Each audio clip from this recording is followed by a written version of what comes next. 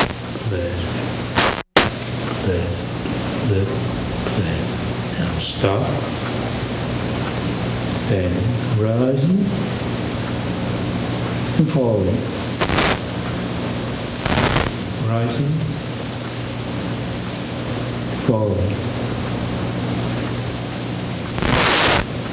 Coming, turn to your right. Turn 1. Turn 2. Turn 3. Turn 4. Standing, rising, falling, rising, falling, standing. Commence walking with lift, move, place. Left foot, begin. Lift, place, lift, move, place, lift, move, place, lift, move, place, lift, move, place, lift, move, place, move, place, lift, move, place, lift, move, place, move, place, lift, move, place, lift, move,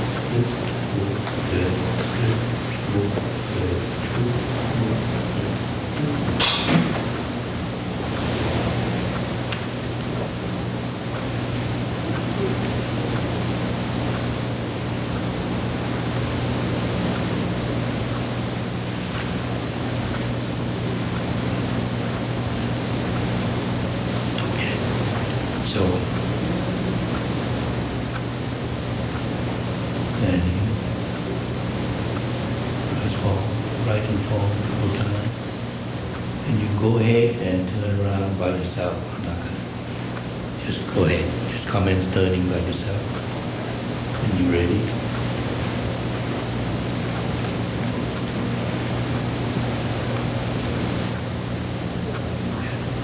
So this is a very simple thing. Just to train the mind to be alert, to be aware, okay? At the same time, when you are alert and aware, the mind knowing what the body is doing, it fully coordinates with each other. That's very important. If the mind doesn't work with the body, we are in trouble, okay? So this, just simple thing like this. Some people use the hand. They cannot walk, and use motion of the hand. They are aware of every movement that you can do that. Okay? So if you can walk, if you can do it early enough and you can do it consistently, by the time you are advancing age, you're going to be fine. You don't have to be afraid of falling, have all kinds of problems because you're so coordinated. And this is how we train that, all right? So let's get back to the place where you were, and then let me reflect a little bit about what we talked today. It's the technique 1 out of 40 that we can use to help to cultivate the mind, make sure that the mind understands what's going on in this body. That's the little world right here, and the world outside around us. I keep repeating many times that, every sight, sound, smell, taste, touch that comes towards us, some of them going to be pleasant, some of them going to be unpleasant, some of them going to be neutral. Anything that's pleasant, we like it, we love it. We're going to grasp onto that, cling to it. The thing that's unpleasant, we're not going to like it. We're going to hate it. And then we want to destroy it. So we have a problem of love and hate all the time in our life. So that's the reason why we are not at peace. The mind is always run between these two extremes, okay? So you train your mind to understand when you love something, sooner or later, that thing that you love will change. It's always changed, okay? There's nothing remain the same. That thing, the thing that never remained the same, that's what the term dukkha comes from. And we translate that into suffering. Because when things change, we don't like it. We're healthy today, tomorrow you get cancer. I don't like that, okay? If I'm healthy today, tomorrow I have a heart attack. I don't like that either. That is what this constant change. We're young, then we get old. We're healthy, we're sick. We are alive and we're dead. We don't like that. So it becomes very stressful. That's what suffering comes from. Because all this, what we call conditioned thing, conditioned existence, the thing that arises because cause and condition, its nature begin with born. It is subject to die. All of them. If something arises, it will be gone, appear, disappear. That's the way of nature. And we don't like that. Okay? That's why we're so stressful. We cannot bear that. We cannot endure that change. But nothing like that we can do to change it. We cannot control it because we don't own it. When we say we own this body, try to stop this body to getting old for 1 minute. I don't want this to get old. It doesn't listen to you. When it wants to get sick, it will get sick. It doesn't listen to you.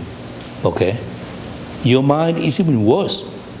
Yeah, I won't always want to think about something good. In a flash, I think about something bad, evil.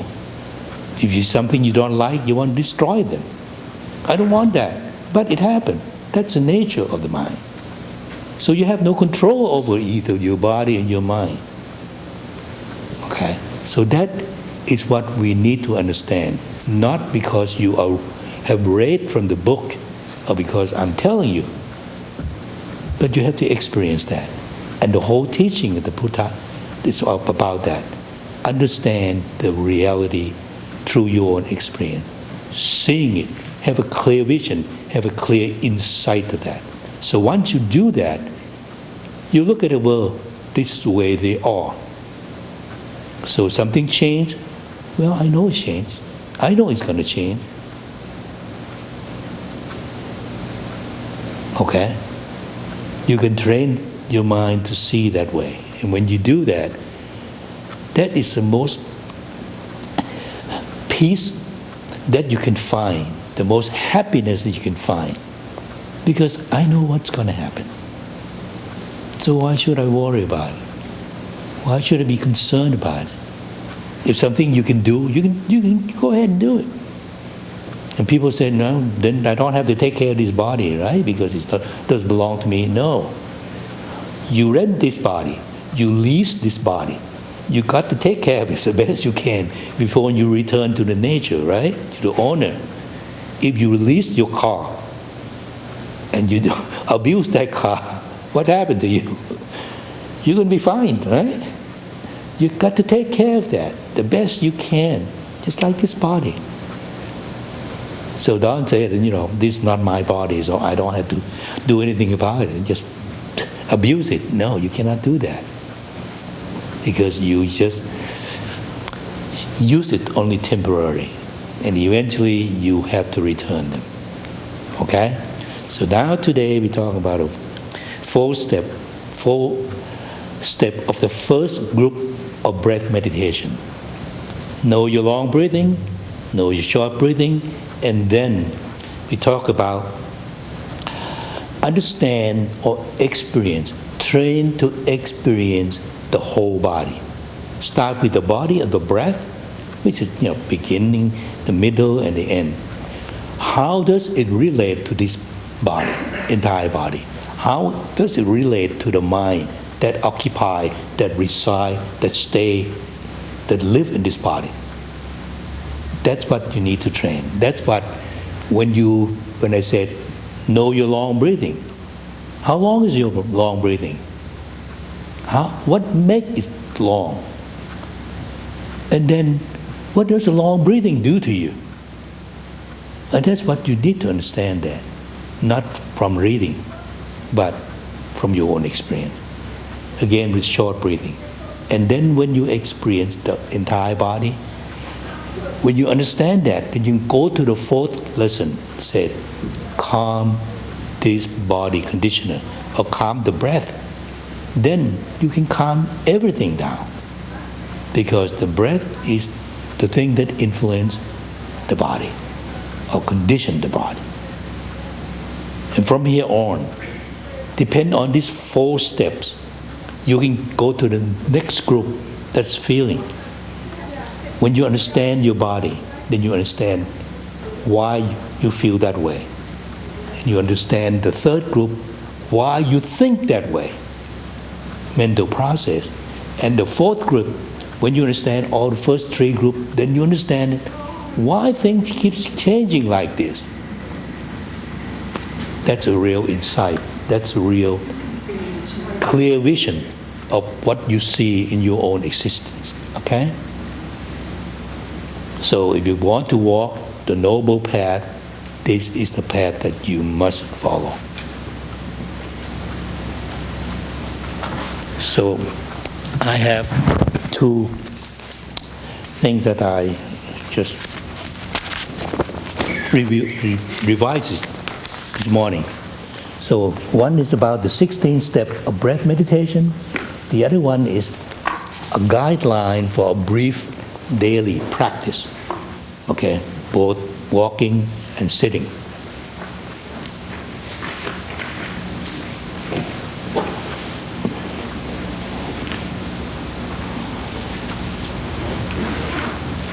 So don't just read the 16th step, but don't bother about the rest of them, because in the next 7 weeks, that's what it will be explained on the 2nd, 3rd, and the 4th group of the breath meditation. Just go ahead and pass back. Yeah.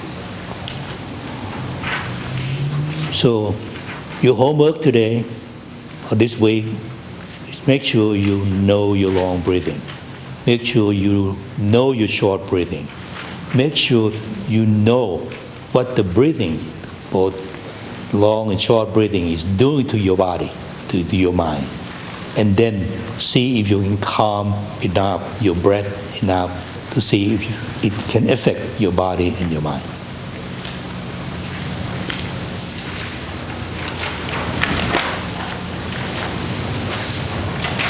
This is just the first technique of what we call concentrating the mind, okay? By concentrating only one object, that is your breath. Concentrate only on one object, that's your breath. Later on, when you get to next week and after that, we'll begin to concentrate on the characteristic of that thing that arises. Now we concentrate on the object. Just look at object, just like you look at this color, that's red, red, red, red, red, red, red, until your mind absorbs on the red color. And later on, then you understand this red color is made up of many things to become the red color. And it's just something behind that, so you know everything about that red. Just like you know everything about your breath. The characteristic of it, just like the thing arises and gone, it keeps changing. And see, anyone can breathe in without breathing out. Can you do that? Can you breathe out without breathing in? You can. Why? See? Just ask yourself that. Why? Why can't I keep on breathing in? Why can't I keep breathing out? Why? Because things keep changing like this. That's the way they are. The way of nature. It has to be changed. It has to change. That's a characteristic of it. Okay? And when you breathe, after you breathe in, then you have to breathe out to relieve the stress of breathing in, isn't it? Try it. See if you keep on breathing in. It becomes unbearable, right? Then you have to breathe out. So that unbearable is gone. That suffering is gone. So you keep breathing out. Don't breathe in. What's going to happen? You suffer, right? So then you have to read it again. That's how the whole thing is. Keep replacing each other to relieve suffering. Can you sit all the time? Then you have to stand up, right? To relieve the suffering from sitting. See? We didn't realize that. We keep moving all the time. I was watching some people move because they can't stand. Sitting still in the same posture. Okay?